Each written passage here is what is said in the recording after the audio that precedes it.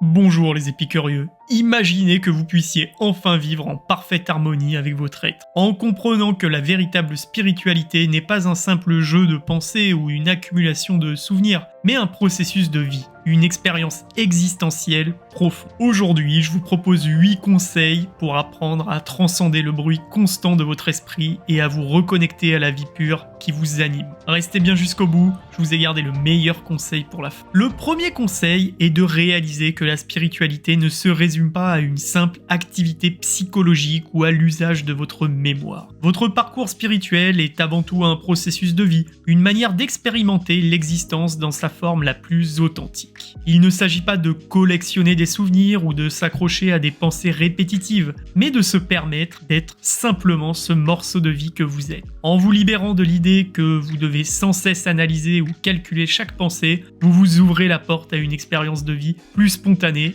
et naturelle. Ce recul vous permet de voir que la vie s'écoule en vous bien au-delà des limites de votre mental et vous encourage à vivre en harmonie avec votre essence même. Le deuxième conseil consiste à vous libérer de l'illusion d'une identité surfaite. Trop souvent, vous vous percevez comme étant exceptionnellement intelligent ou doté d'une grande valeur intellectuelle, ce qui ne fait qu'engendrer une cacophonie de pensées et de jugements incessants. Si vous vous convainquiez que vous êtes toujours en train d'analyser, de critiquer ou de calculer, votre esprit ne connaît pas le silence véritable. Apprenez à vous détacher de cette auto-évaluation constante et à vous accepter tel que vous êtes sans prétention. Cette humilité, loin de diminuer votre valeur, vous permettra d'atteindre un état de silence intérieur propice à la véritable méditation, où l'esprit s'apaise et se libère des cycles de pensée qui le consument. Le troisième conseil porte sur le pouvoir du silence. Fermer sa bouche ne représente que la moitié du travail. C'est l'absence de pensée incessante à propos de soi qui ouvre la voie au vrai calme intérieur. Imaginez que, comme dans une bibliothèque où l'on porte des étiquettes oranges signifiant le silence, vous appreniez à vous taire véritablement. Ce silence n'est pas l'absence de parole, mais la capacité à ne pas laisser envahir par ces réflexions superficielles sur votre valeur ou votre intelligence. Quand vous cessez de vous parler sans cesse, vous libérez d'un flot d'idées qui, au lieu de vous élever, vous maintiennent prisonnier de votre propre image. En pratiquant ce silence authentique, vous créez donc un espace où la vie peut se déployer en toute simplicité, sans interférence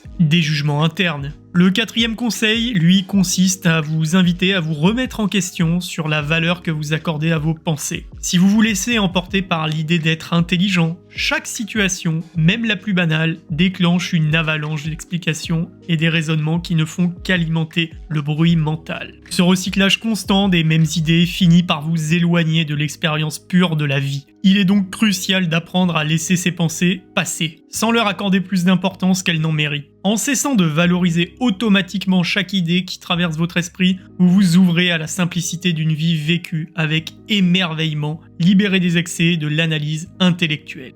Le cinquième conseil consiste à adopter une attitude de détachement face aux schémas mentaux répétitifs. Vous constatez sans doute que dès qu'une pensée apparaît, elle se répète encore et encore, créant un cycle qui finit par vous épuiser. Comprendre que ces schémas ne sont que des fragments de mémoire recyclés vous permet de prendre du recul et de ne pas vous laisser entraîner dans une spirale de réflexion inutile. Cette prise de distance est le premier pas vers une vie plus légère et plus authentique, où vous cessez de vous identifier à ces pensées récurrentes. En observant simplement leur passage, vous découvrez que la force de votre esprit réside dans sa capacité à se libérer de ces automatismes. Le conseil numéro 6 met l'accent sur l'importance de regarder la vie avec un véritable sens de l'émerveillement. Lorsque vous êtes captivé par l'accumulation incessante de vos idées, vous perdez de vue la beauté de l'instant présent. Imaginez que vous puissiez contempler chaque moment avec la curiosité d'un enfant, sans que 1000 pensées ne viennent obscurcir cette vision. En adoptant une attitude d'émerveillement, vous transformez votre expérience quotidienne